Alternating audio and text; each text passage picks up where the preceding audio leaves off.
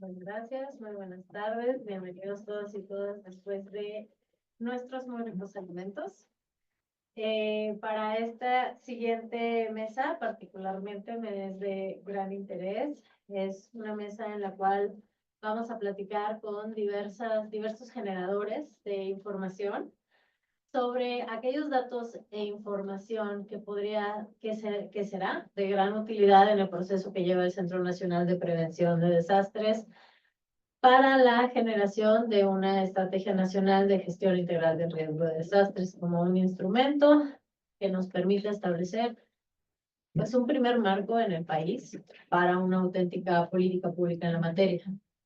Sabemos actualmente lo que tenemos, una política de protección civil, no necesariamente de gestión del riesgo. Entonces, me da mucho gusto darle la bienvenida a mis compañeros panelistas.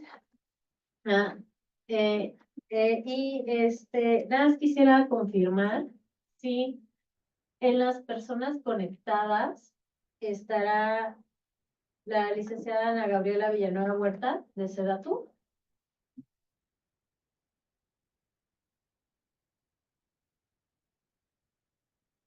No tenemos ningún mensaje, me parece que no. Y el doctor Gabriel García de Salud estará conectado.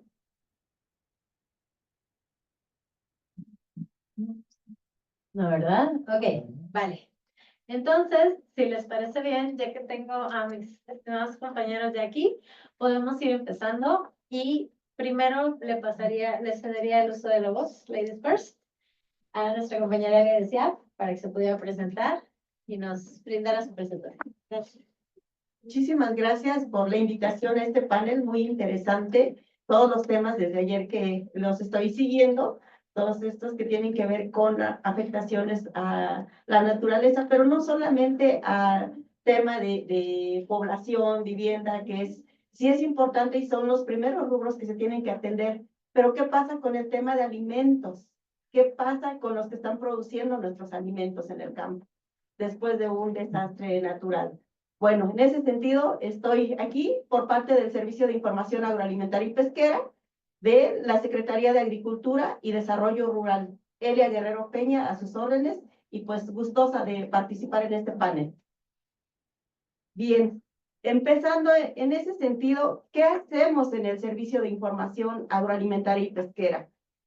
Comentarles que el SIAP es un órgano desconcentrado de SADER, encargado de generar información estadística y geográfica del sector agroalimentario.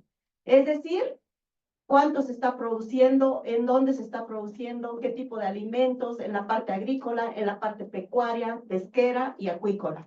En dónde están y cuántos se tienen. Bueno, nuestra misión es proveer información confiable, oportuna y relevante a todos los agentes económicos y tomadores de decisiones del sector agroalimentario y pesquero de México. Ahí en ese aspecto tenemos dos vertientes de cómo generamos información en este servicio de información agroalimentario y pesquero.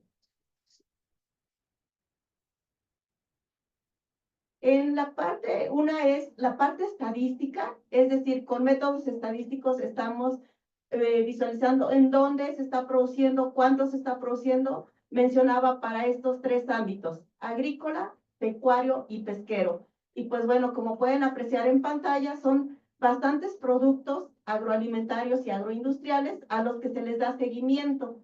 ¿Qué quiere decir esto? Bueno, México, por su clima y condiciones, tiene pues esa variedad en cuestión de si vamos a producir frijol, no solamente es frijol negro, también es frijol flor de mayo, frijol flor de junio, van en distintas variedades, por eso es que también se ve en ese aspecto ese número grande.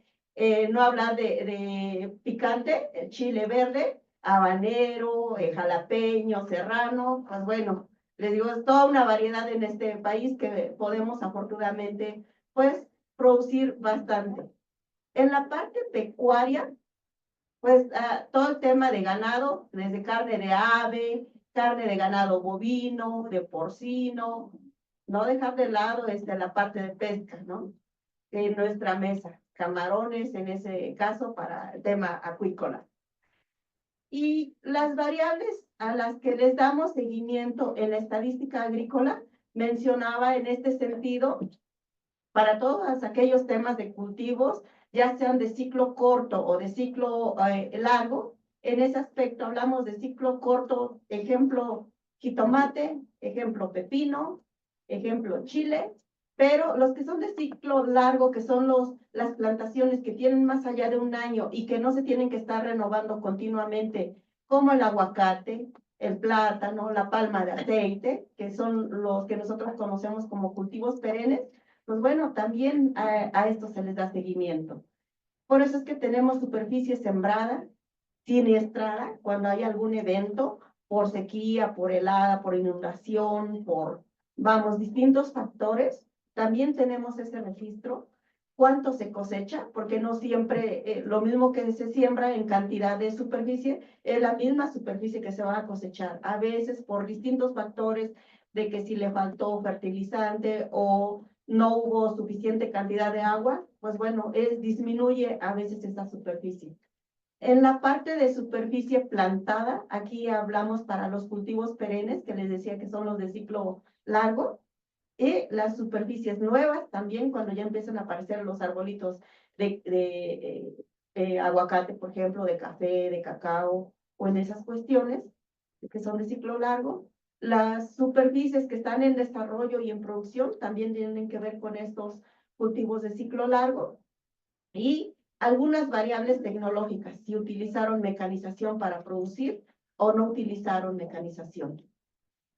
El tema de volumen de producción, es decir, de todo lo que sembré, cuánto estoy cosechando en toneladas. Y el tema de rendimientos, no es lo mismo sembrar en una parcela del centro-sur de México a sembrar en una parcela de la parte norte de México. Aunque es un solo país, tenemos variedades de formas de cultivo, variedades de clima, variedades de condiciones en las cuales pues esto va a diferenciar cuánto rendimiento se tiene en un lado y cuánto se tiene en otro. Y también el tema de precio medio rural. ¿Cuánto se le está pagando al productor a pie de parcela por su producto? Y también se calcula el valor de la producción. Todo eso, ¿cuánto nos genera en dinero? Y pues bueno, estas coberturas para la estadística agrícola, les digo, de estos más de 600 cultivos, entre cultivos y sus variedades, pues nos dan estas variables con las cuales podemos estar trabajando. Y me van a decir, ¿y esto qué tiene que ver con cambio climático? ¿O qué tiene que ver con riesgos? Bueno, cuando hay algún evento que está afectando al sector agroalimentario, ustedes se dan cuenta porque no encuentran en sus mesas o tan fácilmente en los mercados esos productos. Y si los encuentran, pues tienen un valor más caro, ¿no? Por eso es que yo estaba viendo todos los paneles, es interesante todo, pero también del sector agroalimentario, de qué manera nos está afectando cuando hay algún evento por desastre natural.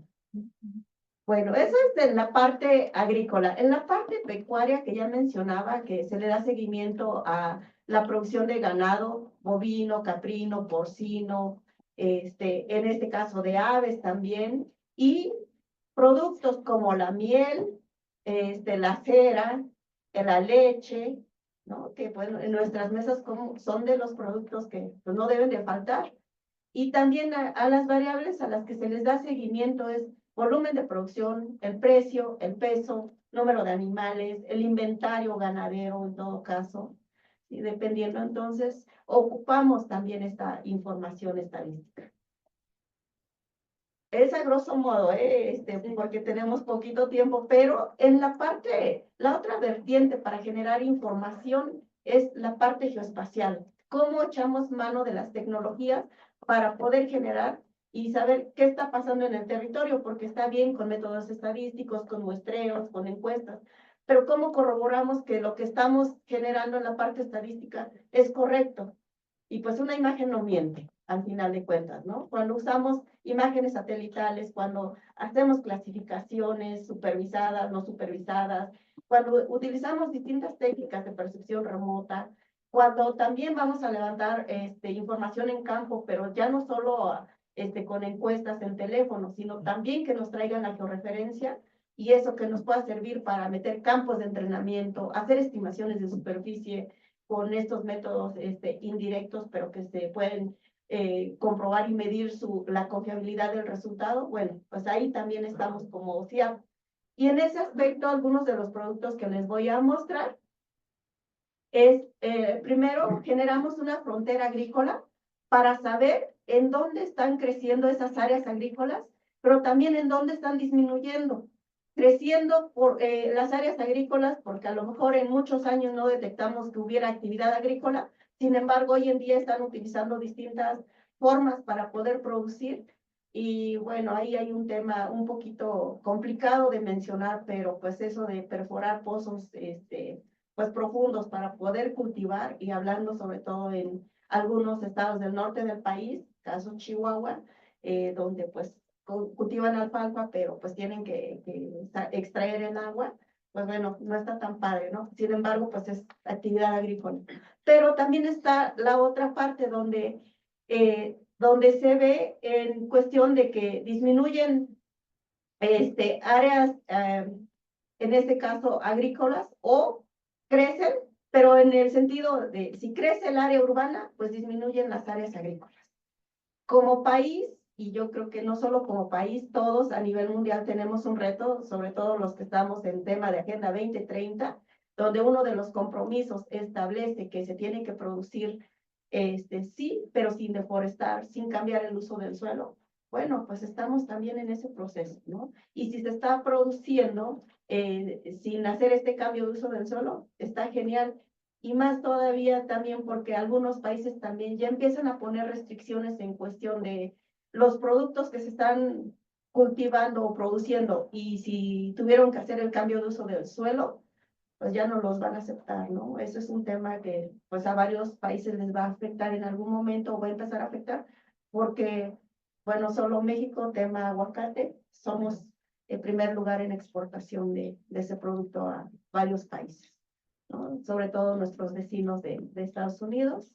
Y les digo, empiezan a poner también estas condiciones, que es cuidando el medio ambiente a la hora de producir. Está bien, es una buena estrategia, ¿no? Pero sí hay que ir previendo estas situaciones. Por eso tenemos delimitada la frontera agrícola en México, dónde se puede producir. No solamente dónde se está produciendo, pero también dónde se puede producir, porque puede haber que haya terrenos en descanso que los dejaron porque quieren que a la vuelta de 2, 3 años recuperen su fertilidad, o también que ahorita esos terrenos que han tenido actividad agrícola en años anteriores, el productor tuvo que emigrar a otro país o a otra entidad, y pues mientras está en descanso, pero no ha cambiado su uso, sigue siendo agrícola. Por eso esos terrenos también están considerados en esa delimitación de frontera agrícola. Tenía un compañero que decía, la frontera agrícola es la cancha de juego de los productores mexicanos. Y sí, términos o palabras coloquiales, sí, es eso, la frontera agrícola. En estimación de superficie agrícola, que es la anterior diapositiva, en esa generamos una estimación para saber cuánto se va a producir de 5 cultivos básicos que son importantes para México. En este caso, maíz grano, sorgo grano, trigo grano, frijol y arroz. Y bueno, tenemos que tener ese dato anticipado de cuánto se está esperando que se tenga al final de las cosechas. Mientras, ¿por qué? Para saber si se va a tener que importar o vamos a tener suficiente, y si se tiene que importar, cuánto se tiene que importar de otros países. Entonces, este dato anticipado lo debemos de tener para estos cultivos básicos para México, ¿sí? Entonces, por eso generamos estimación de superficie agrícola. Y bueno, hemos llegado en algún momento hasta nivel de parcela para tener esos datos de dónde se está produciendo. Ya si los queremos ver cartográficamente, que es el plus, podemos ver a nivel nacional dónde hay maíz, dónde hay frijol, sorgo, trigo, arroz. Se puede, y tenemos ese dato. Estos productos, tanto frontera agrícola como estimación de superficie y los que mencioné adelante, en todo se utiliza imágenes satelitales para poder, les digo, no solamente saber cuánto hay, sino en dónde está, con esta precisión. En agricultura protegida hacemos una identificación de todas aquellas instalaciones donde se está produciendo que usan o controlan algunos aspectos como el riego, la temperatura, la humedad. Y pues bueno, saber en dónde se está produciendo con estas condiciones, porque afortunadamente tenemos alimentos en nuestra mesa, llueva o no llueva, y eso se tiene que ver con cuando se produce bajo estas condiciones de invernaderos, de aquellos que utilizan malla sombra, casa sombra, túnel, macrotúnel, cuestiones por el estilo para agricultura protegida, donde les controlan el tema de cuánta cantidad de luz reciben las plantas y demás. Pues bueno, tenemos identificado igual a nivel nacional dónde están todas esas infraestructuras donde se está produciendo de esta manera. Y ese es el inventario de agricultura protegida. Se da seguimiento también al tema de presas de uso agrícola. Esto en algún momento me cuestionaron por qué es importante y yo, pues, ¿cómo? ¿Por qué? Porque si no sabemos cuánta cantidad de agua tienen las presas que se captó en el periodo de lluvias, ¿cómo vamos a decirle al productor si se puede arriesgar o no arriesgar a sembrar? ¿No? Porque a lo mejor se arriesga por usos y costumbres, pero ¿y si no hay suficiente cantidad de agua para producir en periodo de estiaje? Pues va a estar complicado, ¿no? O va a ser una mala inversión. Y bueno, en ese sentido es que se da seguimiento a cuánta agua tienen las presas que son dedicadas para riego. Y esa aplicación está en línea. Ahorita más adelante les proporciono la liga de donde pueden consultar toda esta información, pero básicamente pues es la importancia de dar seguimiento a estos proyectos. Y bueno, entre otras cosas de proyectos, consideré relevantes estos, pero también, ¿qué hacemos cuando hay algún evento? Yo ya estimé que voy a tener, por ejemplo, 1000 toneladas de maíz en tal municipio y va a ser suficiente para atender a la población que hay en ese lugar. ¿Qué pasa si hay algún evento que impida llegar a esas 1000 toneladas? ¿No? Bueno, ahí y particularmente damos este seguimiento a esos eventos que van a afectar a esa producción o que no vamos a llegar a esa producción. Y pues bueno, eventos desde el tema de qué áreas agrícolas hay cerca de un volcán cuando hay alguna erupción, cuánto va a estar afectando, de qué manera está pegando, cuánta superficie ya no se va a cosechar, cuánto se va a producir y que pues al final de cuentas eso va a repercutir en el dinero, en el recurso que gastemos para comprar estos productos o estos alimentos ya en el mercado, en el súper. ¿Por qué? Porque a lo mejor sí nos abastecieron de ese producto, pero tuvo que llegar de otro país. Ah, bueno, entonces tenemos que considerarlo.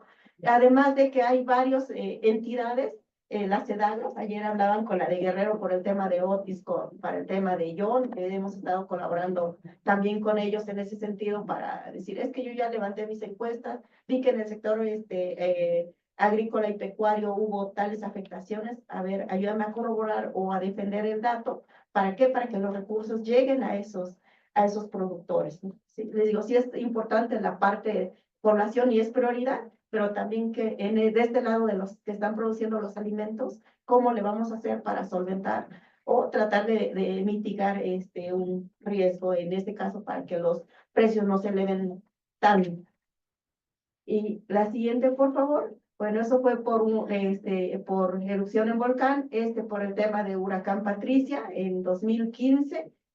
¿Cuántas plantaciones de plátano, de palma de coco, ¿no? Entonces, bueno, ahí tenemos que también hacer una cuantificación. A veces no solo es el tema de inundación lo que llegan a afectar, en este caso, las parcelas o de los productores, donde tienen ahí ya los cultivos trabajados.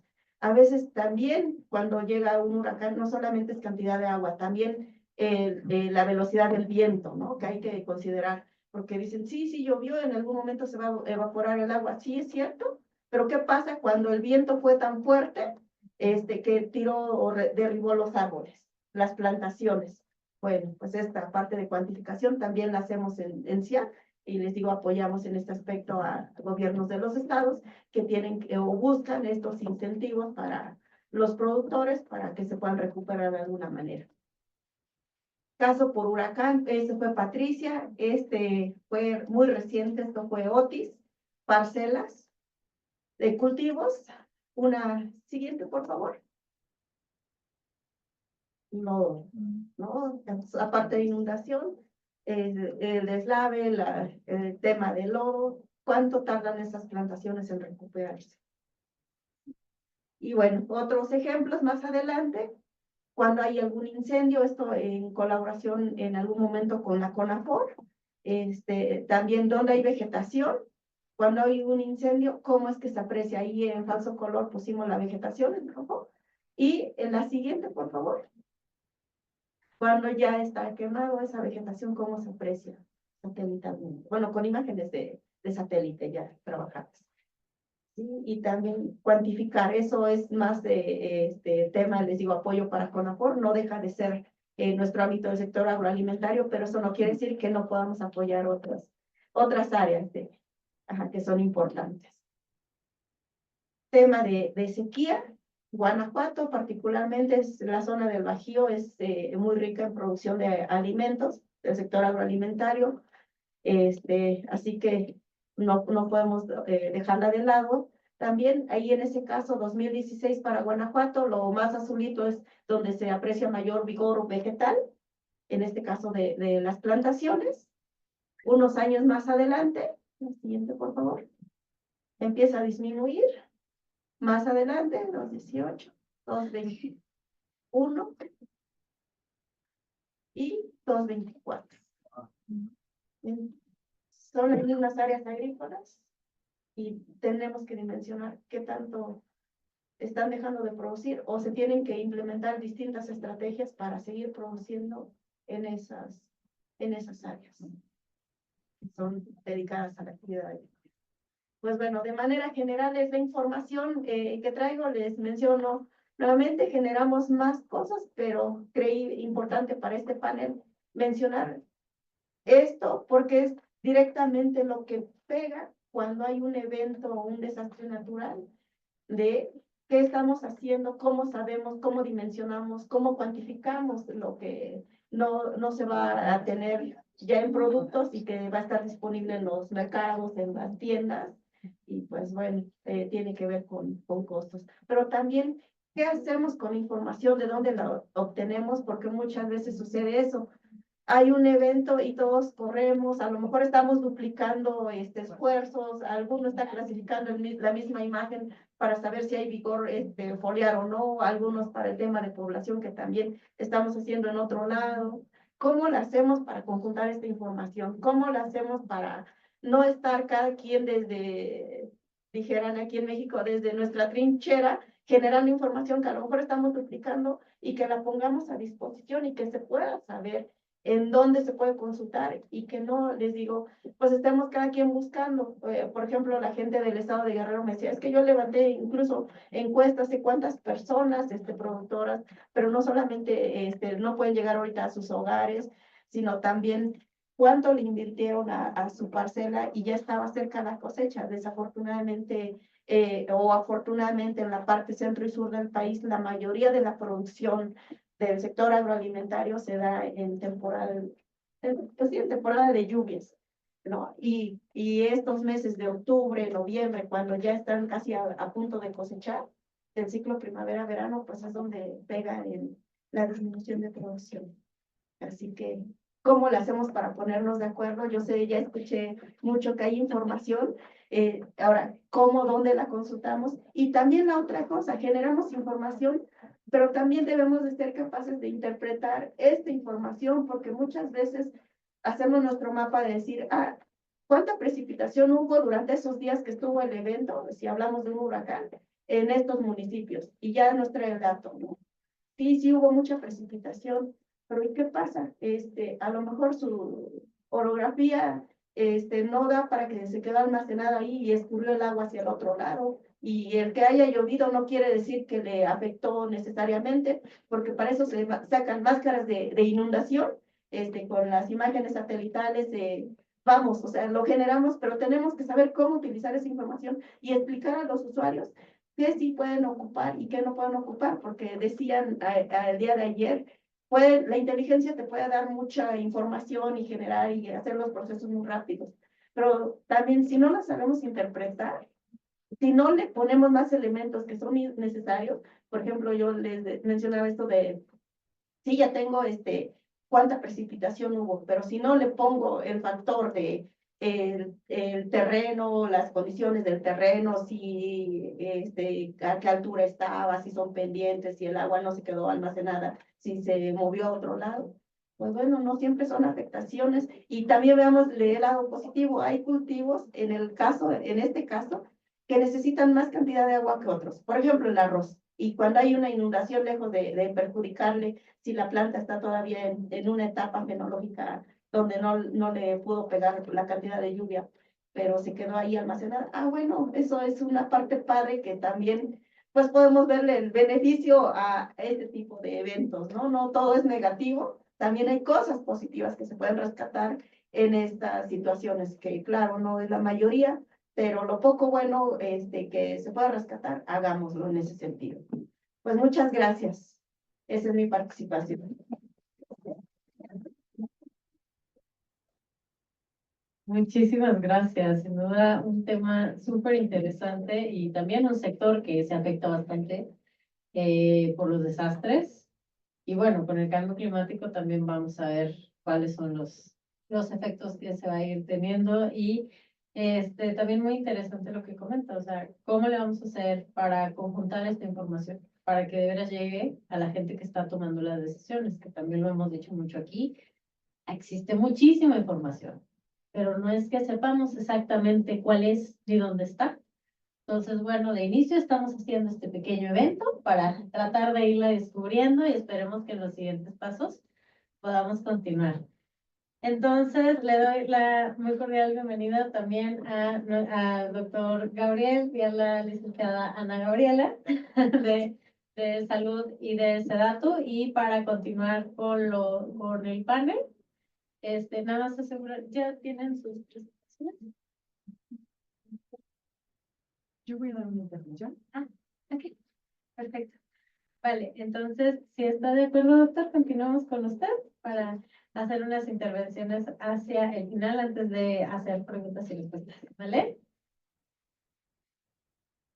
Doctora Constanza, muchísimas gracias por la invitación y de verdad celebro mucho tener estos esfuerzos de conjunción de información. Bien lo ha dicho, hay un sinfín de sistemas informativos que tenemos en nuestras secretarías, en nuestros ministerios, en la parte operativa. Veo muchas caras conocidas, eso me da mucho gusto. Quiere decir que estamos los que debemos de estar, estamos quienes de alguna manera estamos involucrados con todos los sistemas informáticos que se detonan en este tipo de fenómenos perturbadores que pues tienen todo el potencial de mitigar, perdón, todo el potencial de dañar a la población. Voy a darles nada más una presentación muy breve de 30 láminas, rápida, así más para que se vean un poco. No, son 12 laminitas muy rápidas. Básicamente es el mecanismo de coordinación de respuesta que tenemos en la Secretaría de Salud instaurado a través del sistema de gestión de incidentes y justo aprendiendo de las lecciones que nos ha dado no nada más los cuerpos militares de los diferentes países que lo llevan a cabo, sino también de la Coordinación Nacional de Protección Civil y, por qué no, también del CENAPRED, que instauran este sistema de comando de incidentes y que tenemos hoy en México una norma que rige la aplicabilidad de esta normativa para justamente aterrizar los esfuerzos operativos y no duplicar, ¿no? Decía la maestra hace un momentito, no duplicar, no pisarnos los pies y no hacer cosas que le tocan a otra área a realizar, ¿no? Entonces, la siguiente, por favor. Comentarles básicamente que el mecanismo de coordinación de este sistema de gestión de incidentes está basado, por supuesto, en el sistema de comando de incidentes. Nosotros le llamamos sistema de gestión de incidentes en salud pública. Es un poco también tropicalizado de lo que ha plasmado la Organización Mundial de la Salud a través del sistema de gestión de incidentes y la formación de salas de crisis y salas de situación para las emergencias sanitarias, y todo el mundo lo aprendimos ahora en COVID. Muchas dependencias, muchos países, muchos estados instauraron este sistema de comando de incidentes. La que sigue, por favor. Bueno, básicamente son 4 áreas, como lo vieron ustedes ahí: inteligencia, operaciones, logística y gerencia, con algunos enlaces que se tienen. Y justo este sistema de gestión de incidentes que está adaptado al Sistema Nacional de Salud, pues contempla esas 4 áreas, que es la inteligencia, ¿no? Para la toma de decisiones con toda la información, monitoreo, alertamiento, y que lo hace hoy las unidades de inteligencia epidemiológica y sanitaria que existen en las 32 entidades federativas y que vierten toda esa información hacia la UIS federal, además de la vigilancia epidemiológica, por supuesto, en materia de las enfermedades que pueden afectar a la población. Tenemos algunos otros mecanismos, como es la parte del sistema de comunicación o el Centro de Información y Comunicación Médica. Tenemos las evaluaciones de daños y análisis de necesidades en materia de emergencias y los informes técnicos que se generan en estas unidades. Por la parte de operaciones, bueno, perdón, me brinqué esa parte del Reglamento Sanitario Internacional. Es un mecanismo que todos los países, parte de la Organización Mundial de la Salud, estamos obligados a reportarnos mutuamente y hay un listado muy exhaustivo de las enfermedades que tenemos que estar vigilando y en su momento avisándonos entre los países. Es así como en el 2019, a finales del 2019 recibimos la primera alerta y luego justamente ya en el 2020 una emergencia internacional a través del Reglamento Sanitario Internacional que se presentó en China y nosotros nos enteramos y empezamos los trabajos de preparación y respuesta en su momento. Por la parte de operaciones, por supuesto, pues está todo lo que tenga que ver con la movilidad del personal que va a tierra, a campo, a trabajar, desde la parte en materia de salud, desde la parte prehospitalaria, es decir, aquellas unidades tipo ambulancia que mueven a los pacientes, la parte de coordinación de los equipos, es decir, quienes están a cargo del sistema de comando de incidentes en campo, ¿no? De quien hace las salas de operaciones, toda la infraestructura de salud, que no es menor, que son más de 2,000 unidades médicas distribuidas en todo el país. Eso hace de uno de los sistemas de salud más robustos, quizá en todo el mundo. Y lo que estamos haciendo ahora justo es el esfuerzo de poder unificarlo, de no tenerlo segmentado en diferentes partes. Pero bueno, entonces coordinamos esa parte de las unidades médicas a través de dos entes principales. El Centro Regulador de Urgencias Médicas, que tiene que ver con todo lo de urgencias y coordinar a los pacientes urgentes, movilizarlos en por vía terrestre, aérea, incluso acuática, ¿no? Y en la parte de emergencias en salud, que coordinan el Centro Nacional de Programas Preventivos y Control de Enfermedades, el CENAPRESE, así como el Centro Operativo para la Atención de Contingencias. Estos dos centros tienen ya mapeado, tienen las capacidades instaladas en las entidades federativas, tienen los protocolos y procesos para poder coordinar las unidades y no nada más las unidades operativas médicas, sino también aquellas brigadas de salud que no tienen nada que ver con la atención médica, que tienen que ver más con territorio, con campo, con ir visita casa a casa, la vigilancia activa justamente de las enfermedades trazadoras de las emergencias, como ustedes pueden saber de un montón de enfermedades que se detonan justamente después de una inundación, justamente después de un sismo. Hay que vigilar ciertas enfermedades, la contaminación de las fuentes de agua, etcétera. Un montón de cosas que hace el área de operaciones. El área de logística, que por supuesto se debe encargar de de proveer los insumos, los mecanismos de comunicación, las redes satelitales, etcétera, todo lo que tenga que ver con flujos y cadena de suministros debe estar garantizada por esta área. Y el área de gerencia, que tiene que ver también con el área de adquisiciones, finanzas, ver de dónde salen los recursos, cómo coordinamos para que esto sea eficaz y los recursos materiales, ¿no? Así como el personal que se va desplegando. La que sigue, por favor. Por supuesto que estas características del sistema de gestión de incidentes nos permiten tener por lo menos tres pilares fundamentales o tres objetivos fundamentales, que es la identificación de los niveles de liderazgo, y me refiero justamente a la implementación flexible de este sistema desde los niveles muy básicos operativos, como lo es la jurisdicción sanitaria, que nosotros al modelo, justamente al hacer la par y al querer equiparar el modelo de operaciones de protección civil con el modelo de operaciones de la Secretaría de Salud, hacemos el símil de la jurisdicción sanitaria con el nivel municipal.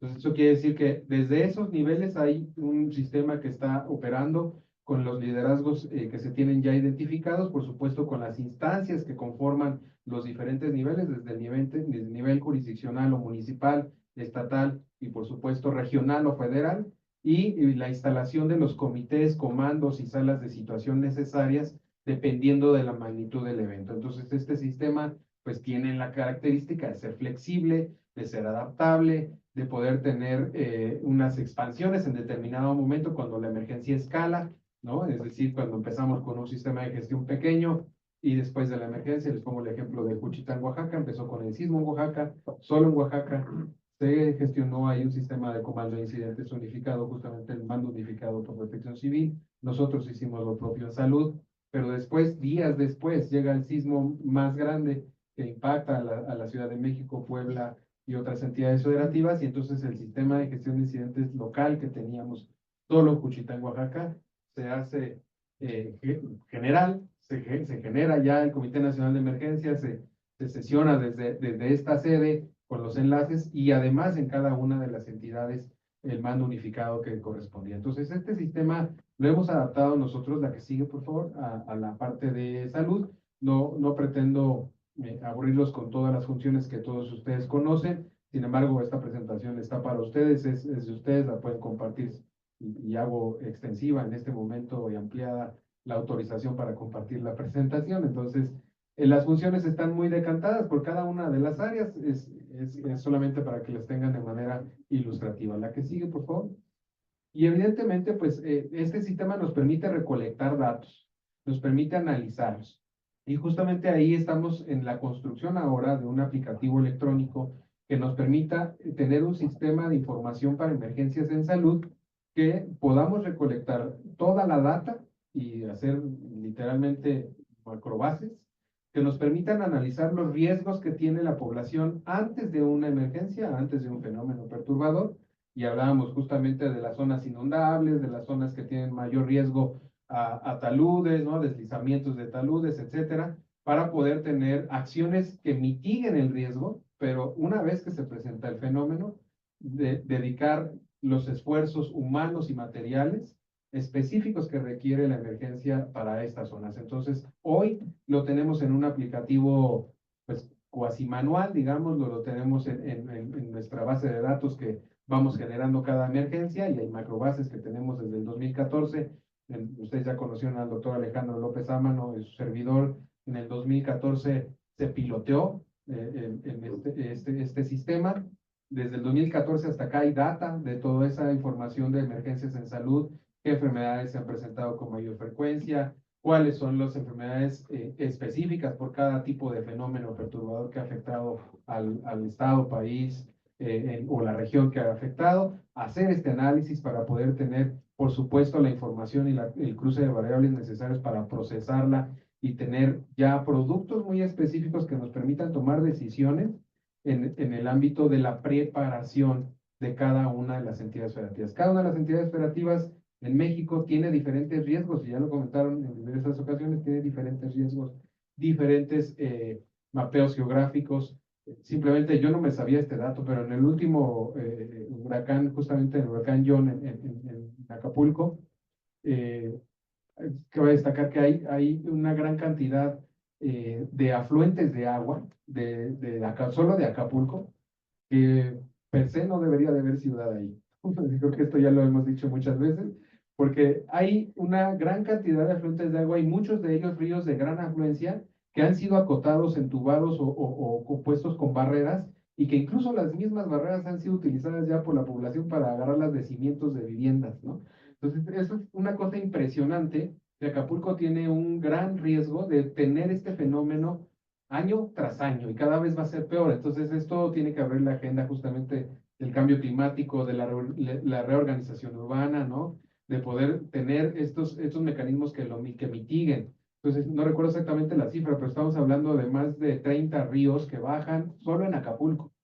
Entonces, esos ríos al crecer, evidentemente se llevan lo que esté a su paso. Entonces, esto, decíamos, ¿no? El agua tiene su memoria y quiere recuperar su caudal. Entonces, la que sigue, por favor. Estos sistemas nos tienen que, por supuesto, permitir estas operaciones en salud mucho más específicas. Y ustedes pueden ver ahí los componentes que se tienen en el sistema de gestión de incidentes en salud pública, adaptado justamente también a los pasos de los años. Ya ha habido una gran cantidad de hitos que nos han permitido modificar nuestro sistema de respuesta, de preparación y respuesta, teniendo estas áreas. Ustedes pueden ver del lado izquierdo una gran cantidad de áreas que participan de la Secretaría de Salud. Solo de la Secretaría de Salud están todas esas áreas, desde la parte de comunicación de riesgos, que es súper importante, para comunicar los riesgos, pero además también ya en el ámbito de la emergencia para poder seguir dando información de toda de toda la población que ha sido afectada. Y eso se vuelve muy importante cuando tenemos personas desaparecidas, cuando no sabemos qué poblaciones están incomunicadas y esta comunicación es súper importante. Entonces, desde la parte de las medidas de prevención y control, con todos los programas de vacunación, la vigilancia epidemiológica, el laboratorio, que es fundamental. Ahora,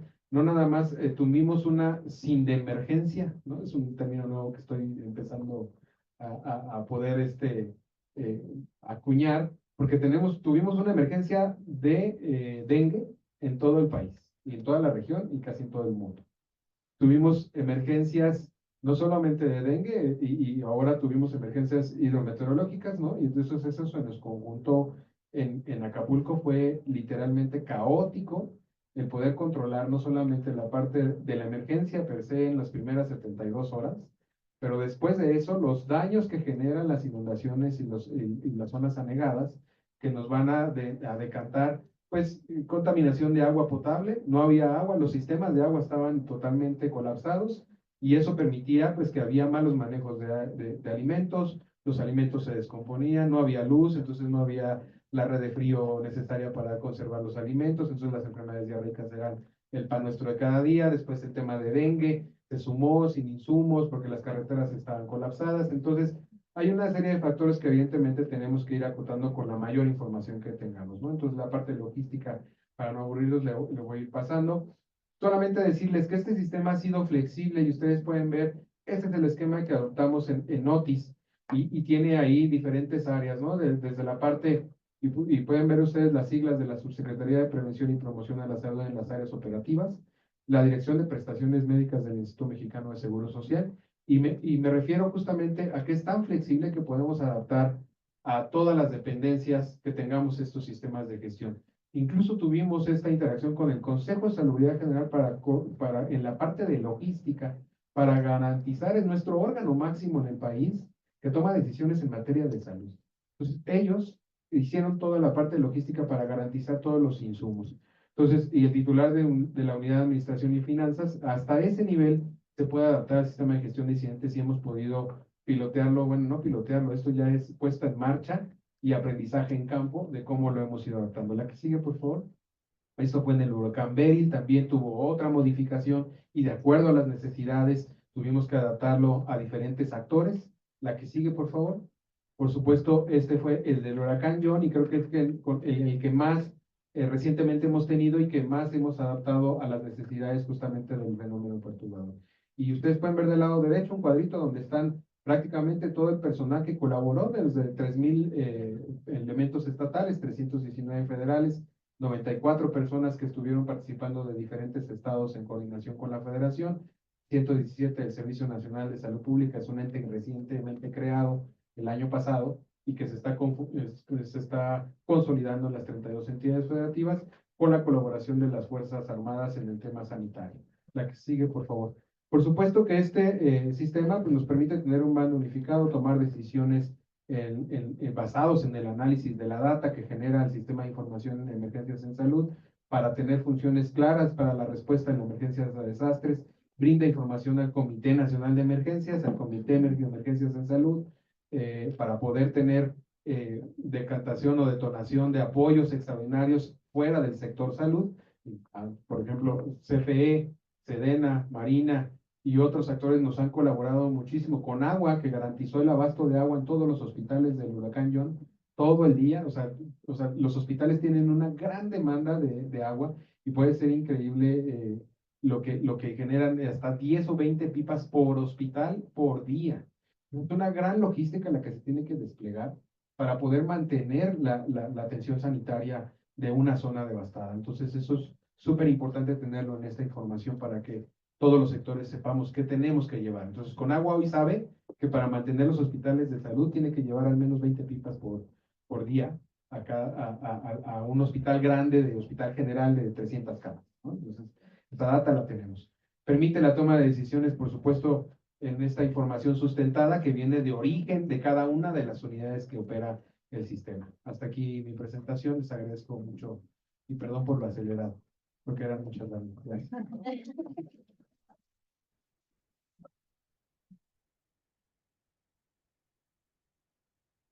Muchísimas gracias al doctor Gabriel, director general de epidemiología, ¿no? De la Secretaría de Salud. Muy amable. Muchas gracias por esa presentación y también por recordarnos algo que obviamente siempre lo tenemos en mente aquí, ¿no? Pero siempre vale la pena recordar la naturaleza sistémica de los riesgos y los desastres. Una cosa va a afectar otra y después otra y después otra y después otra. Y justo también ese carácter sistémico también lo deben tener entonces los datos que generamos y compartimos para realmente estar en condiciones de atender rápidamente e inclusive la meta, anticiparnos a los efectos. Ahora vamos a hacer el paso a la intervención de un área que me parece un área increíble porque su mera existencia refleja lo que estamos queriendo lograr en el país. O sea, hace 7 años, en ninguna dependencia federal había áreas específicamente de gestión del riesgo de desastres. Hoy hay 7 que tenemos identificadas, que literal tienen ese nombre, de la Coordinación General de Gestión Integral de Riesgos de la SEDATU. Nos acompaña la licenciada Gabriela Villanueva, que es la coordinadora general. Gracias. Muchísimas gracias, muy buenas tardes a todas y todos. Reciban un saludo de la doctora Edna Vega, secretaria de Desarrollo Agrario Territorial Urbano, y del subsecretario Víctor Hoffman. Estaba muy interesado en poder asistir el día de hoy con nosotros y bueno, por cuestiones de agenda ya no le fue posible. La verdad es que no presentamos una PPT con el objetivo de poder intercambiar estas ideas o los trabajos que se han realizado, pero bueno, de manera muy sintética, platicarles que efectivamente desde la Coordinación General de Gestión Integral de Riesgos de Desastres en SEDATU, la tarea que tenemos es transversalizar la GIRT dentro del ordenamiento territorial. No es un tema menor.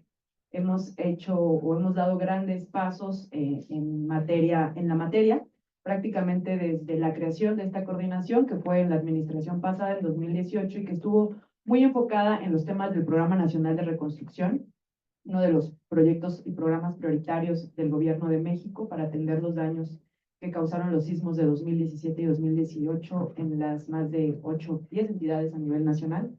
Y si bien a partir de este programa se detonaron mesas técnicas que nos permitieron dar seguimiento a distintos temas que se detonaban desde la construcción de vivienda adecuada, la intervención en los templos que resultaron dañados por los sismos, el tema de centros de salud, trabajamos con la Secretaría de Salud, y el tema de la intervención de las escuelas, pues fue a partir de todo este reconocimiento principalmente territorial que empezamos nuevamente a hacer la planeación de las tareas de esta coordinación general y bueno, ahora se suma el componente de cambio climático. Para esta nueva administración, la propuesta es que sea Dirección General de Gestión Integral de Riesgos de Desastres y Cambio Climático, orientada al ordenamiento territorial. Entonces, si bien nosotros hicimos, insisto, bastantes actividades en esta administración que concluyó, desde el Plan Nacional de Desarrollo en el eje transversal número 3, que habla del territorio y del desarrollo sostenible, comprendiendo de manera adecuada el territorio, o sea, como un todo, que eso es bien importante, ya lo tocábamos, el territorio es un todo y donde pega algo, se detona los demás sectores, ¿no? El programa sectorial de SEDATU, que en su objetivo 3 impulsa un hábitat asequible, resiliente y sostenible, y cómo nosotros logramos en el territorio bajar a la atención de esta población afectada, o más bien, esta población en situación de vulnerabilidad afectada por distintos fenómenos naturales, climáticos y antropogénicos. En la Coordinación General de Gestión Integral de Riesgos existe una dirección de coordinación operativa que tiene trabajo territorial que nos permitió tener un acercamiento muy puntual con las comunidades, con prácticamente las personas afectadas, ¿no? La Ley General de Asentamientos Humanos y Ordenamiento Territorial y Desarrollo Urbano, que en su artículo 3 está la gestión integral o destaca la gestión integral de riesgos con sus 8 etapas. El artículo 6, que habla de la delimitación de las zonas de riesgo y que también se impulsó una NOM en la SEDATU que ya está aprobada, la NOM 006, justo para delimitar en la zonificación primaria dónde se puede construir y dónde no, a través de los instrumentos de planeación. El artículo 8, que justo busca prevenir necesidades de vivienda adecuada, ¿no? Evitando zonas de riesgo, priorizando zonas que faciliten servicios básicos de infraestructura y resiliencia, considerar la disponibilidad de agua, ¿no? Cómo nos coordinamos o cómo nos articulamos con las distintas dependencias, el tema de coordinar también toda la parte de recursos naturales que hace un momento nos platicaban, ¿no?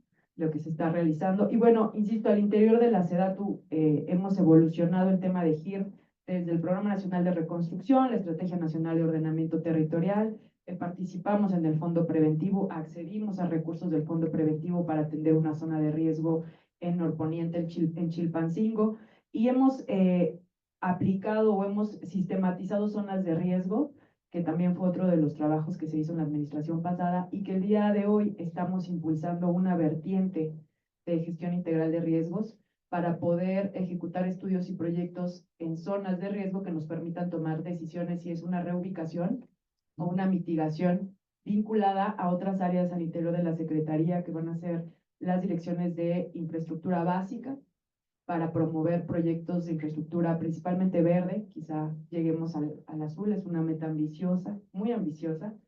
Y también la propuesta de atender a través de la vertiente de obra comunitaria, que son recursos que se ejecutan en espacios públicos, pero también con este enfoque de prevención, ¿no? En el tema de gestión integral de riesgos.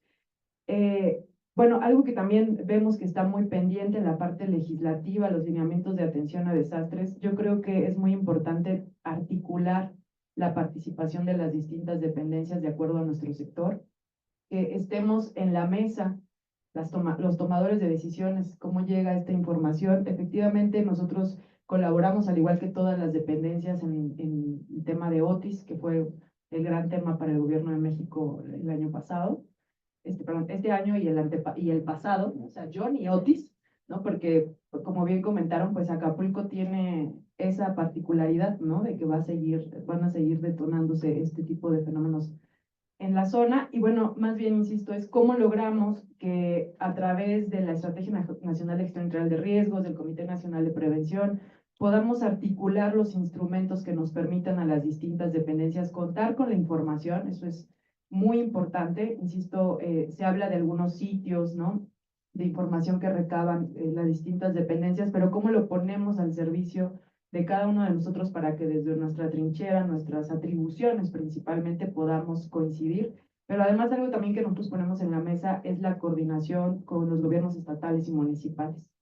Hemos estado impulsando en distintas mesas de procesos de reubicación de vivienda en zonas de riesgo, la responsabilidad que tienen los gobiernos estatales y municipales también para poder coordinarse con nosotros en la medida de sus atribuciones. No es un tema menor, porque finalmente pues son gobiernos municipales que, si bien tienen poco recurso, ¿no? Un poco politizado también los asuntos, los temas de gestión integral de riesgos no los tienen como en el radar, o quizá el tema de recursos en gestión integral de riesgos no es luego una de las prioridades en los gobiernos estatales, sino cómo logramos que en la mesa podamos, insisto, articular, tener a los responsables, a las atribuciones.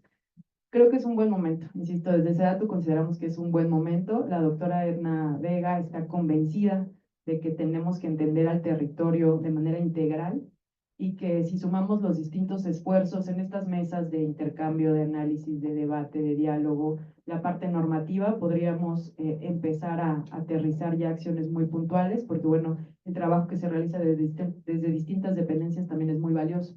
Ahora el reto es articularlo, ¿no? Cómo nos coordinamos, logramos vincularnos y además no duplicar esfuerzos. Muchas gracias. Muchísimas gracias, Gabriela, sin duda. Y fíjate que es un muy buen ejemplo de cómo una secretaría, que como todas, tiene funciones pues, muy específicas, ¿no? O sea, puntuales, pero no solo reconoce la naturaleza transversal de los procesos de gestión integral del riesgo de desastre, sino que además lo integra a su estructura con un área específica. Entonces eso es algo muy, muy interesante, que vemos que también hay otras dependencias que, claro, que realizan actividades en gestión del riesgo, pero todavía no llegan a ese punto de reconocerlo dentro de esa estructura como un área particular. Y bueno, esperemos que eso pase en todos los sectores más adelante. Muchísimas gracias por la intervención. Y ahora quisiéramos cerrar con broche de oro con nuestro estimado Abel, quien nos va a presentar una información súper interesante. Me dio un pequeño adelanto ayer, pero ya muero de curiosidad. Gracias. Gracias. Hola, yo soy Abel Coronado del Laboratorio de Ciencia de Datos del INEGI. Sí, son 57 láminas, pero en realidad el documento es para ustedes. Muchas las voy a hacer así muy rápido, nada más. Porque la verdad es que pues vamos empezando y ahí les voy platicando. Bueno, lo primero es que el INEGI busca, acuérdense que el INEGI busca coordinar el sistema nacional, coordina el Sistema Nacional de Información Estadística y Geográfica, ¿verdad? Eso creo que es muy importante. Entonces, ese sistema está conformado por subsistemas, ¿no? Y ahí tenemos demografía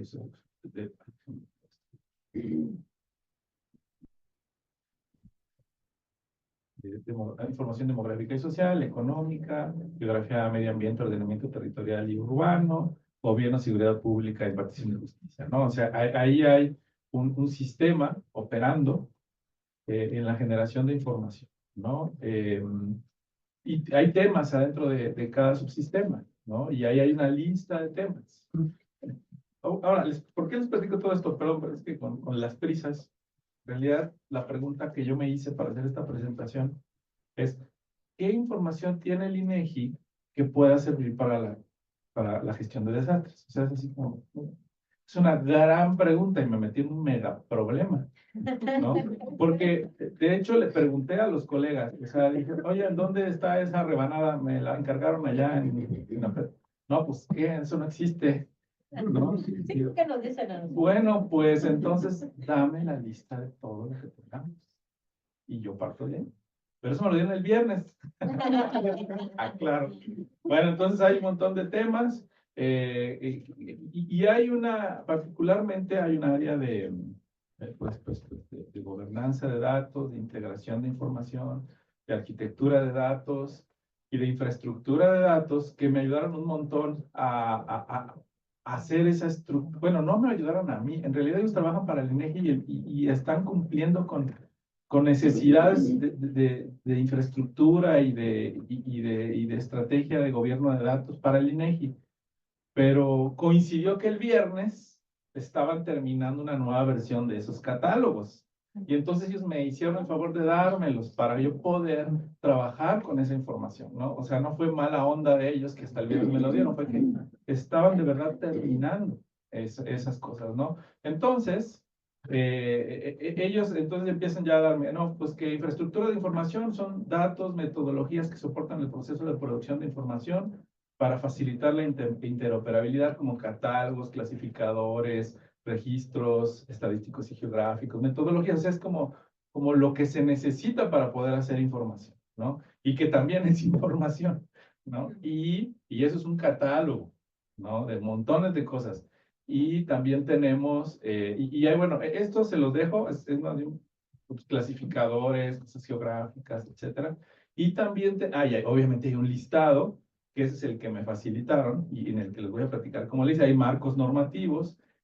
Por ejemplo, me parece muy interesante porque los registros nacionales de información estadística y geográfica no nada más cubren la información que genera el INEGI, sino que genera todo el SNIEC, todo el sistema nacional. Entonces ahí ustedes se meten y pueden ver pues todo el mundo de información que se está generando del lado del coordinado generado por el SNIEC, ¿no? Es una liga pública. Ahí abajo les dejo las ligas para que nos podamos meter y colaborar. Ahí está el de NUE, por ejemplo. No sé, el Directorio Estadístico Nacional de Unidades Económicas es parte de la infraestructura. Toda la latitud y longitud de los 6 millones de negocios de todo México actualizado cada 6 meses, ¿no? O sea, eso está ahí y el botón derecho, guardar como, y ya tienes tu base de datos, ¿no? O sea, eso es infraestructura. Y después tenemos programas, procesos y productos de información. Es decir, con esa, ¿qué generas? ¿No? Y bueno, ahí están las definiciones. Tal vez esta grafiquita sirve. A partir de necesidades de información, hay programas de información que son como grandes agrupadores temáticos. Después ya procesos de producción que al final generan ya como tal los productos de información. Entonces, ahí está más o menos una lista, o sea, hay muchísima información. Y eso fue lo que me dieron, la pasé a PDF y me dieron 500 páginas. Ok, es viernes. Entonces, ¿qué voy a hacer? Bueno, pues me ayudé de inteligencia artificial, ¿no? O sea, y eso sí se tiene que poner por cuestiones éticas. Esto no está revisado, esto hay que leerlo, hay que validarlo, o sea, ¿no? O sea, hay mucho trabajo por hacer para validar lo que... ¿Qué pasó? ¿Qué le hice? Bueno, le di a Gemini. De hecho, esa liga es la liga del chat en el que generé eso, por si alguien se quiere meter. Esto es gratuito. Es el Gemini experimental de diciembre. O sea, es de lo mejor. Y son 500,000 tokens. O sea, no, o sea, pues son esas 500, 600 páginas, ya no me acuerdo cuántas, en un solo modelo de lenguaje. Lo alimenté de todo ese conocimiento y le hice la pregunta, oye, ¿qué información me puede servir para la gestión de desastres? Aquí está la información. O sea, para que no alucine, no se la invente, para que, o sea, básate en lo que está aquí, pero pues léela y dale una revisada y hazme un filtrado, ¿no? Una síntesis, un filtrado. Identificó como 23 procesos, perdón, y ahí está la lista. Me pareció muy interesante y además, ya estando ahí, le dije, bueno, pues ahora me fui al ChatGPT, la versión Plus, que por supuesto pago, y le dije, a ver, de esto, investiga las ligas de datos abiertos de cada uno de estos y dame pues una cédula estandarizada de ese dato para que la gente pueda consultar y meterse y ver si siquiera es cierto, o sea, porque les digo, esto no está revisado. Entonces me dio estas cédulas y entonces se las pongo aquí, por eso son tantas láminas y si se ven símbolos raros es por eso. Pero ahí está un poco las ligas en donde está la información de eso que podría ser útil, habrá que revisarlo, ¿no? O sea, es algo que obviamente cuando lo volteas a ver, suena bastante lógico, existe, pero no le creamos, ¿no? O sea, con las inteligencias hay que siempre hacer ese filtrado humano. Pero ya sí me sirvió para poder contestar una primera versión de esta pregunta, ¿no? O sea, espero que esto sirva. Y ya como para terminar con algo más humano, bueno, ya acabé. Aquí ya se sí, eran bastantes. Sí. Entonces aquí termina lo que hicimos. Lo que sigue es, ya lo hice yo, entonces sí son mi culpa. Y en particular tengo un ejemplo, ¿no? Son dos conjuntos de datos que ustedes pueden descargar, que lamentablemente no sé por qué nada más se ve uno, pero bueno, ahí vemos. Ahí está la presentación, son las ligas. Les estoy mostrando un conjunto de datos que a mí me parece sensacional y que llevaba 12 años pidiéndole a los colegas de geografía. No lo hicieron porque yo se los pedí, obviamente, sino que como yo se los estaba pidiendo cuando salió, me lo dieron. Y es público, es público. Y por eso les puedo dar el dato, porque lo bajé del INEGI y lo integré en un formato. Cuando lo descargué pesaban 180 gigabytes todos los shapefiles. Y dije, no, ¿qué es eso? O sea, hay una cosa que se llama GeoParquet. GeoParquet es un formato de Big Data que cuando hice la transformación pesa 1 giga, 900 megas. Y hay 33 millones de números exteriores. Son como direcciones, ¿no? O sea, adentro de la manzana están todos los puntitos en donde en los procesos censales el INEGI la persona se para y genera ahí una coordenada y anota la calle o sea, si hay un metadato, pues está a la derecha, ahí se ve. No, de hecho, le dices bueno, ahorita les muestro por qué está el otro. Y pues eso te me hace muy interesante porque granulas la manzana, ¿no? Aunque son puntitos, pueden servir para modelado y estimaciones. Y además es público. Y ya lo puse en 1 giga para que cualquiera lo pueda bajar ahí en esas ligas. Y el otro se llama el ICASE, que es el Índice de Clasificación de Agua Superficial desde el Espacio desde 1984 a 2022. Lo que hicimos, probablemente algunos de ustedes saben, es que la NASA nos mandó una caja de discos duros y después de ahí nosotros bajamos todas las imágenes de Landsat desde 1984 hasta la fecha y aplicamos, en este caso, en este producto, un algoritmo de clasificación de agua superficial, muy alineado a lo que hicieron los colegas de Geociencia Australia. Ellos, colaboramos con ellos y ellos nos pasaron ese algoritmo. Y clasificamos cada píxel de 30 metros por 30 metros como si fuera agua o no agua de esos 40 años. Entonces son 40 años de píxeles de 30 por 30 metros. Y después ya lo único que hicimos fue contarlos y dividirlos entre el total. O sea, es un porcentaje de veces que ha habido agua en ese píxel durante los últimos 40 años. Puede haber desde un 1% hasta uno. Lo redondeamos a números enteros de 1,99 para que fuera, bueno, 94, creo, 96, para que fuera manejable. También es de 900 megas. O sea, está súper manejable. Entonces, cuando le haces zoom a estas dos capas, puedes ver, tienes los puntitos de los números exteriores con las direcciones y los pixelitos de 30 por 30 metros con el porcentaje de agua observada en los últimos 40 años. De acuerdo a las imágenes Landsat, cada 8 días, ya saben, ¿no? O sea, tiene sus restricciones. Aún así, pues si duró más de 8 días o hubo la suerte de que el satélite pasó cuando había agua, pues lo detectó y tenemos ese como resumen de los últimos 40 años. Y eso sería todo. Muchas gracias.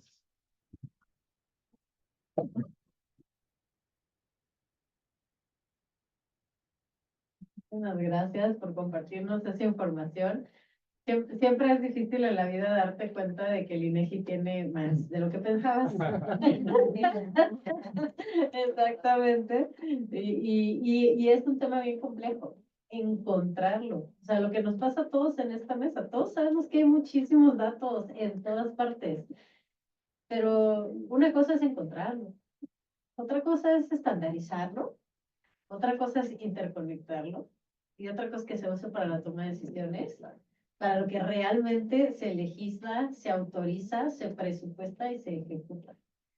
Entonces, pues el reto no es menor, pero eso ya lo sabíamos, ¿no? Entonces, todo bien ahí, la cosa es seguir avanzando.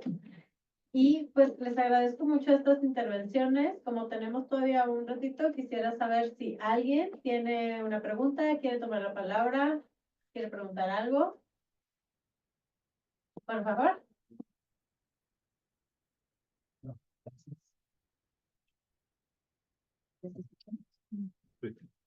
¿Te escucho?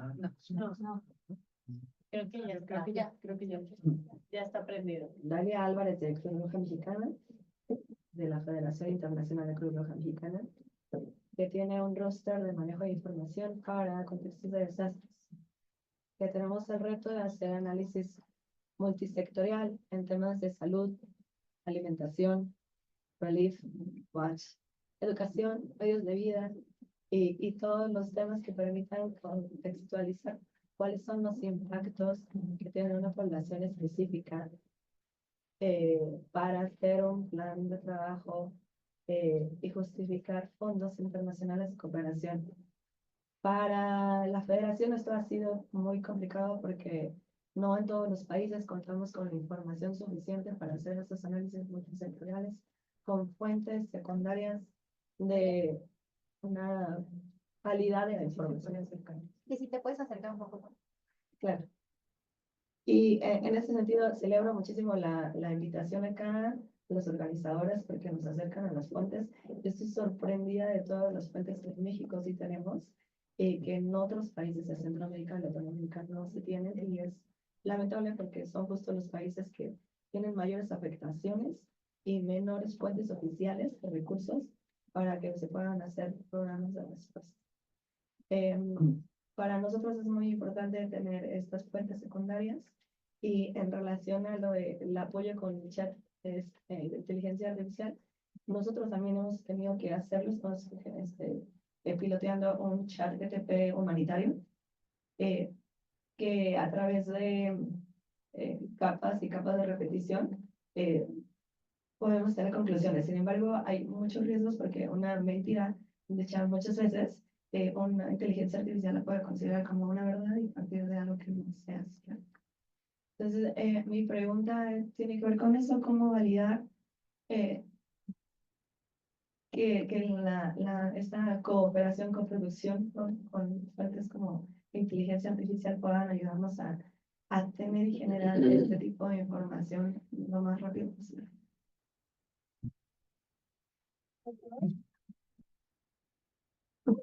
Gracias. Gracias por la pregunta. Bueno, yo sé que no era para mí, pero a lo mejor yo la provoqué. A lo mejor.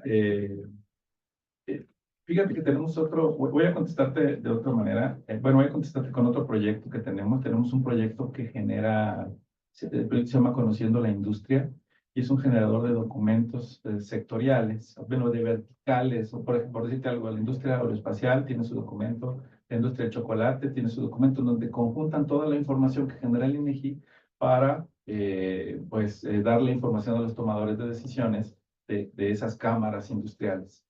El problema es que se tardaban mucho en hacer eso. Y les dijeron, pues automatizadlo, ¿no?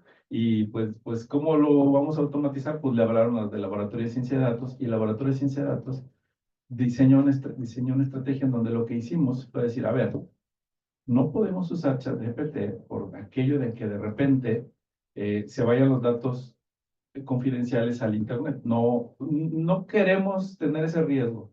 Bajamos modelos open source tipo Llama en inglés, y los instalamos localmente. Realmente es Mixtral, la Mixture of Experts de diciembre del año pasado, que ya hay que cambiar, y lo conectamos internamente en el INEGI. Entonces, hazte cuenta que hasta ahí es como tener el chat GPT vía una API, pero local, para que no se vaya a Internet y no corras riesgo de filtración de datos.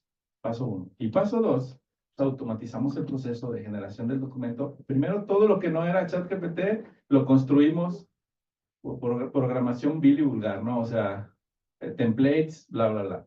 Después, lo que sí hizo el modelo, la inteligencia artificial, fue la explicación de las gráficas de acuerdo a la línea editorial del INEGI. Ahí sí le metimos prompt engineering, y aquí pusimos a hacer la ingeniería de comandos para el modelo de lenguaje a los expertos de los que generaban esos documentos. O sea, ellos hicieron expertos en prompt engineering, y ellos le pedían con mucha claridad al modelo de lenguaje qué era lo que querían, qué estaba bien y qué estaba mal. Entonces, primer filtro, el experto construye los comandos. Y segundo, ni modo, al día de hoy es así. El producto final se tiene que revisar y tiene que ser autorizado por el humano. No hay forma de que en este momento podamos confiar ciegamente en la inteligencia artificial. La única diferencia está en que antes se tardaban 3 meses en hacer un documento, por decir un número, y ahora se tardan, 2 días, 3 días. Y además, una vez que está hecho, se actualiza instantáneamente. O sea, se actualiza, o sea, sí es importante aquí, no está conectado al Internet con el riesgo de que pueda alucinar. No, se genera con un clic, lo vuelves a revisar y lo vuelves a publicar. ¿No? O sea, no, está desconectado el modelo del lenguaje del Internet ahorita porque, no, hay que tener mucho cuidado. Entonces, con respuesta, se hace un curado humano, sin lugar a dudas. Muchísimas gracias. Por favor.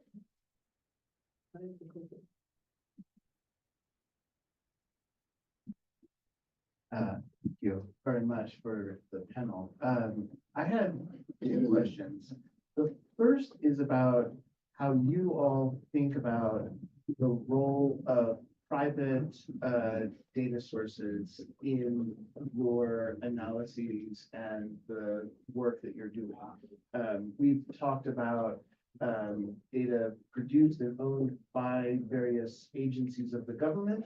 But as we've seen in like a number of the discussions over the last 2 days, there are a number of non-traditional or privately produced data sources that can enhance or complement the work that you're doing. And I'm wondering, A, do you use them? And B, what policies do you have around what is allowed to be used? So, how does it become possible to use a non-traditional data source in your work? That makes sense. Empezamos desde allá. Creo que era una pregunta para todos. Por favor, sí. Muchas gracias por la pregunta, y creo que es una pregunta retadora, pero todos usamos datos privados, provenientes de datos privados. Todo el sector, todos los sectores públicos usamos datos provenientes de servidores privados o de generadores privados. Por ejemplo, nosotros en salud, nosotros también tenemos datos que vienen provenientes de asociaciones civiles incluso, o de hospitales privados. O sea, todos los hospitales privados tienen sus redes de vigilancia, por ejemplo, epidemiológica para infecciones nosocomiales. Nos tienen que proveer esos datos también porque tenemos que caracterizar las infecciones que hay en determinada región. Eso está, por supuesto, inmerso en un paraguas normativo. Es decir, está incluido en la ley, está incluido en nuestros reglamentos. En el Sistema Nacional de Salud incluye el sector privado. O sea, no solamente el sector público, gubernamental, sino el sector privado. Es decir, coordinamos las acciones que tienen que hacer todos ambos sectores público y privado. Es decir, toda la normativa que generamos, lineamientos, estándares de operación y demás, incluyen a los dos sectores. Eso nos permite obtener sus datos. De otra manera, no sería posible coordinar un sistema nacional de salud y solo estaríamos coordinando un fragmento. Entonces, creo que aplicaría para casi todas las dependencias, que vienen los datos de todos lados y por supuesto que tienen un papel relevante. En salud no podríamos generar estos datos. Otro ejemplo fue en Otis y John, las dos emergencias más grandes de Guerrero y quizá del sexenio pasado, y este sexenio ingresando le tocó esa parte. No hubiésemos podido operar la parte sanitaria si no hubiésemos tenido todos los datos de la Fundación BEST, por ejemplo, que tiene una gran cantidad de consultorios adyacentes a farmacia y viceversa, farmacia adyacentes a consultorios.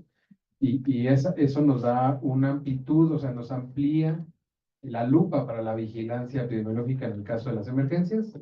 Y yo creo que para todos los sectores se aplica igual, aunque no me atrevería a decirlo. Pero creo que Bueno, gran pregunta. Tengo una mala respuesta y una de las estadísticas de más alta velocidad que llegó a publicar el INEGI se llamaba el estado de ánimo de los tuiteros mexicanos. Ese dato se publicaba cada 24 horas. Para una oficina nacional de estadística eso es tiempo real. O sea, un indicador cada 24 horas desglosado a nivel estatal. Esos eran datos privados, esos eran datos de Twitter. ¿Y qué pasó? Elon Musk cambia las políticas de acceso a datos. Ya no podíamos acceder de ninguna forma a los datos. Y ese día, el día 23 de junio, recuerdo muy bien yo, termina el ánimo Twitter instantáneamente, ¿no? El día que se dejaron de publicar datos. Entonces, ese es el gran riesgo que nosotros vemos. Y entonces, bueno, ese es digamos, el ejemplo malo, de que hay que tener mucho cuidado. Nosotros necesitamos como asegurar, como garantizar de alguna manera, y eso implica presupuesto y a veces es lo que menos hay, porque pues, podríamos pagarlo, pero no tenemos los recursos para pagar eso. Y lo que hicimos, bueno, ya ese proyecto ahí está, sigue publicado, pero ya no se actualiza. Y, por ejemplo, otra fuente de datos alternativa son las imágenes de satélite, que lo que sí tienen de especial es que son abiertas.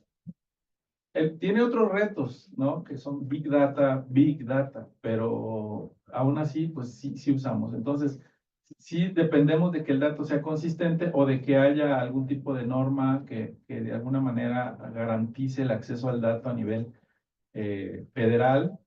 Por ejemplo, los datos móviles sería sensacional poderlos usar, pero no hay nada que nos pueda asegurar. Ni siquiera conseguirlos es fácil, ¿no? Pero bueno, es la reacción al menos.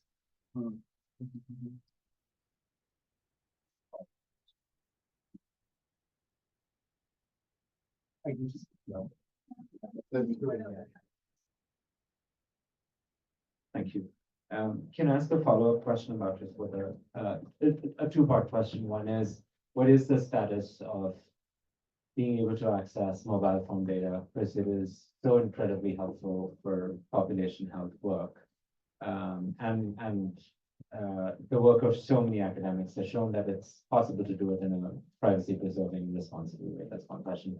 And the other, if any of you could shed some light, and I'm sorry I'm ignorant about this, but what are the conversations in Mexico about what would be considered unthinkable in the United States, which is regulating technology companies, right? Elon Musk was able to switch it off, not because Elon Musk can, but Elon Musk is allowed to do that.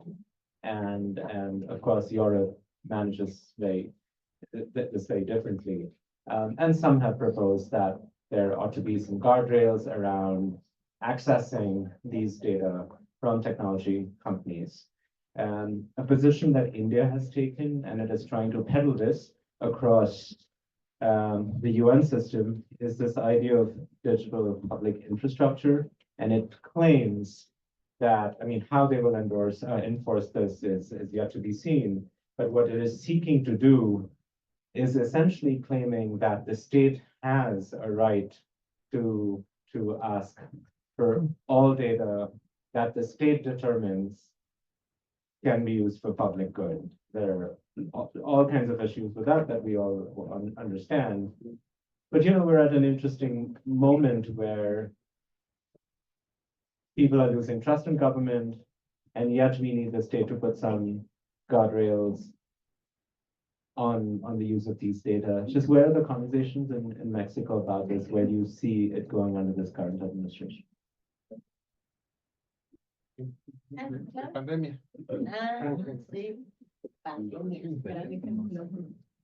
No, híjole, otra pregunta retadora, güey. Es de verdad, es muy complicado en la parte legal en México tener estos acuerdos, pero sí lo hemos hecho. Hemos tenido varias prácticas de poder hacer acuerdos, ¿no? Muy puntuales con el uso de los datos de movilidad, sobre todo. Todos traemos, casi todos, es más, el WhatsApp ya no te deja mandar ubicación real, si no tienes habilitada la ubicación en todo el tiempo. Y eso nos sirvió a nosotros en pandemia, es quizás un ejemplo de colaboración con las partes privadas, con Google. Uno de los elementos fundamentales que tenía el semáforo COVID, el semáforo de alertamiento que nos permitía de alguna forma alertar a los estados para empezar a bajar la movilidad humana, resguardarnos en casa, bajar los servicios no esenciales, solo dejar lo esencial, fue el semáforo COVID.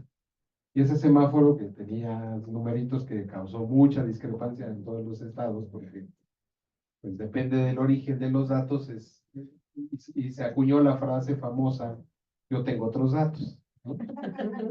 Pero no es que tuvieran otros datos los estados, nosotros el semáforo COVID lo llenábamos de origen, con los datos de los hospitales, de las unidades médicas, de los consultorios, de los médicos privados, pero también de las fuentes privadas como Google, como justamente la movilidad por telefonía celular que nos permitía tasar qué tanto se estaba moviendo la gente y qué tanto iba a implicar un nuevo brote. Entonces eso nos permitió tener ahí unos indicadores que abonaban a este semáforo y hubo necesidad de hacer acuerdos con estas empresas. Evidentemente fue muy fácil porque la pandemia sensibilizó a todo mundo. Todo el mundo quería colaborar. Pero creo que en tiempos de paz es donde debemos de buscar estos mecanismos de acercabilidad con los gobiernos, a través de los gobiernos, para con las empresas. Y creo que ahí también los organismos internacionales tienen un papel fundamental para poder hacer estos acercamientos, generar políticas internacionales que nos permitan colaborar internacionalmente en materia, sobre todo en materia de desastres, en materia de emergencias y desastres, son súper útiles los datos.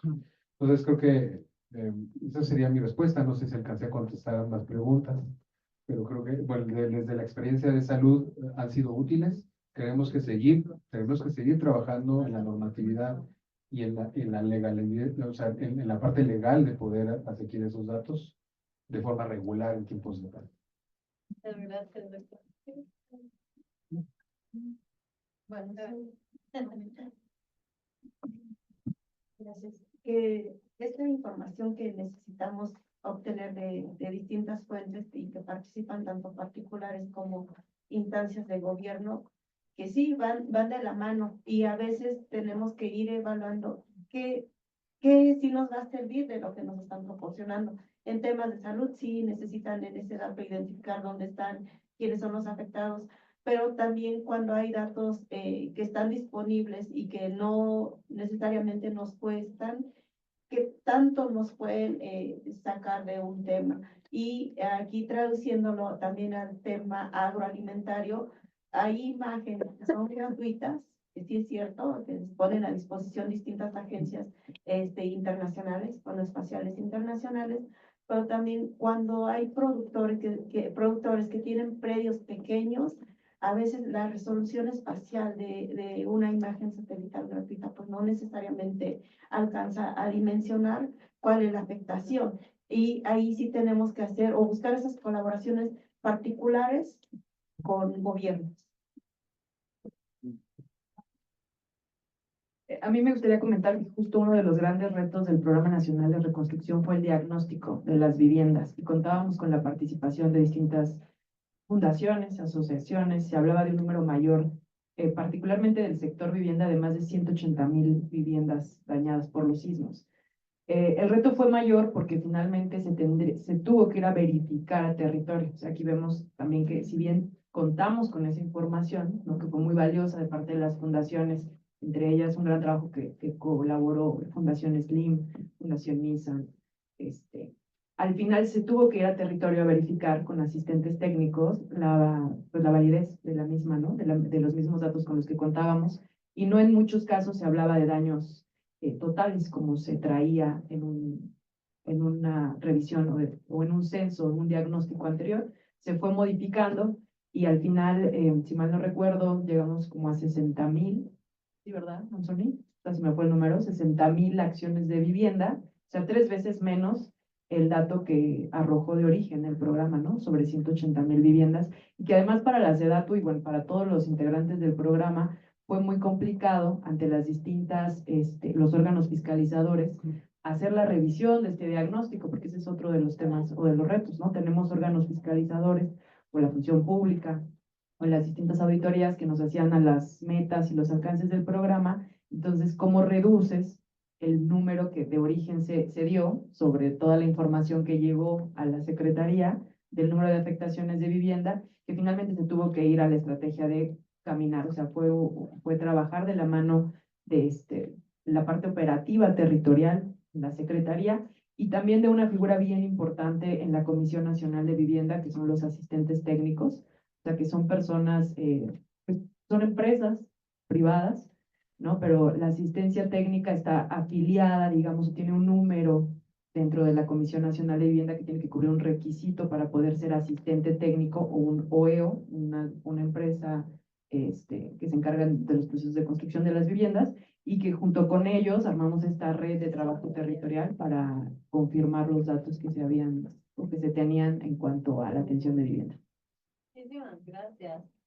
Also, I do have a comment regarding the second part.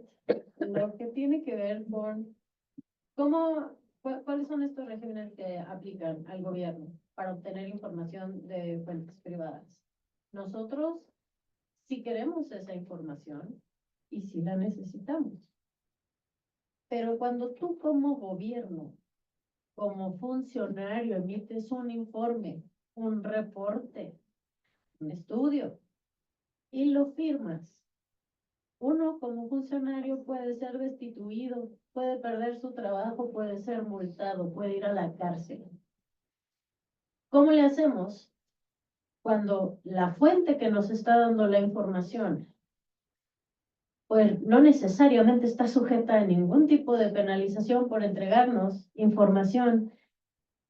¿Y qué pasa aquí? Que normalmente la información que a veces puede tener las instituciones o la academia o los entes privados, pues quizá no necesariamente tenemos la capacidad de nosotros verificarla de primera mano, ¿no? Quizá sí, quizá haya información que podemos trabajar en conjunto, que nosotros también como funcionarios ya la verificamos, ya sabemos que es confiable, ya tuvimos todo un proceso o incluso la generamos juntos. Esa es la forma más fácil de obtener información. Cuando ya hay un acuerdo previo, la información se generó junta, el resultado se analizó, todo lo hicimos en conjunto, es mucho más fácil utilizar esos datos. Pero cuando el dato fue generado 100% con un proceso ajeno a nosotros, el tema difícil es utilizar esa información para la generación de la acción pública cuando no tenemos la capacidad de verificarlo, ¿no? Particularmente en México, la Ley General de Protección Civil sí establece quiénes son integrantes del Sistema Nacional de Protección Civil y básicamente son todas las dependencias federales, las personas, los grupos voluntarios, los medios de comunicación, todos son integrantes del sistema. Y si hay un artículo en la ley que específicamente señala que toda aquella persona que posea información que sea de utilidad para la protección civil, está obligada a compartirla. Entonces, sí, por un lado podemos decir, bueno, sí tenemos una base legal que nos permite requerir esa información. Se requiere en situaciones que suelen ser muy concretas y particulares, básicamente situaciones de emergencias, tales como la pandemia y lo que platicaba el doctor Gabriel. Para el día a día se vuelve un poco más complejo, justo porque quizá nos falta este motivador de no estar en una situación de emergencia y también por la parte de que cómo necesitamos establecer acuerdos previos para utilizar la información para que entonces podamos tener el tiempo de verificarla y saber que viene de X fuentes y todo y que pueda ser algo confiable que utilicemos como gobierno. Pero sí está en nuestra ley el tema de, por lo menos para el tema de protección civil, sí está bien previsto que podemos y debemos compartir la información que tengamos.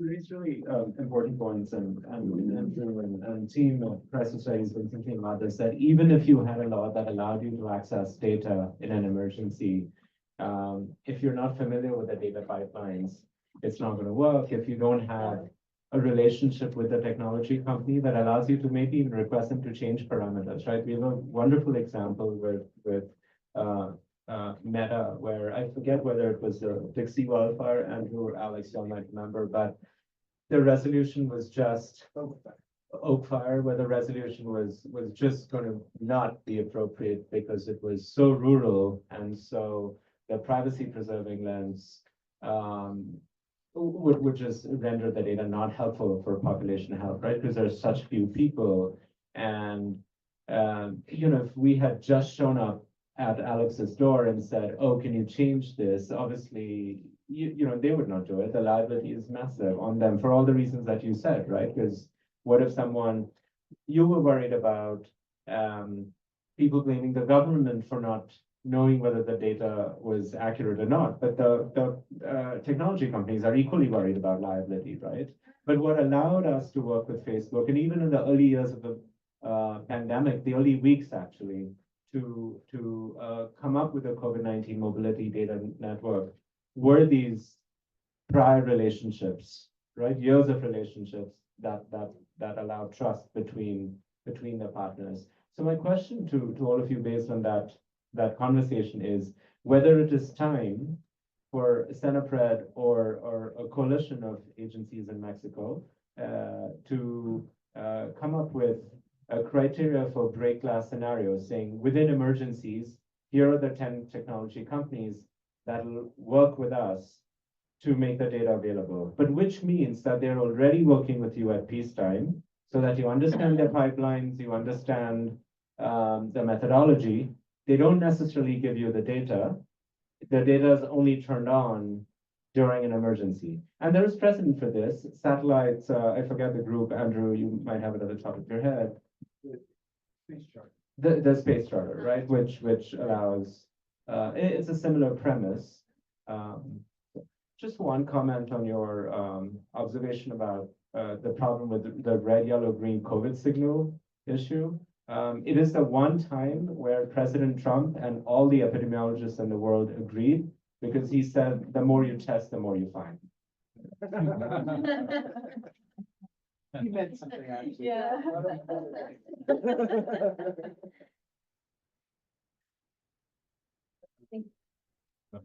mean, I have another question, but I know we're running out of time. Yeah, we're kind of 4:09, so simulation exercise is 9 minutes late already. Yeah.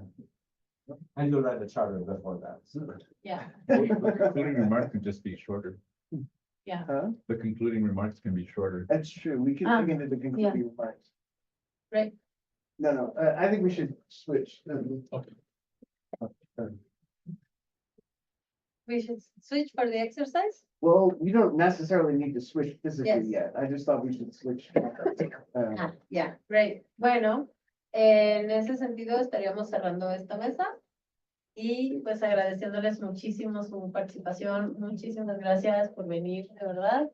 Y pues bueno, seguiremos hablando acerca de cómo podemos ir avanzando en esta estrategia y justo compilar datos que nos puedan servir a todos y que sean pues confiables de usar y que nos ayuden a move forward, ¿no? Muchas gracias.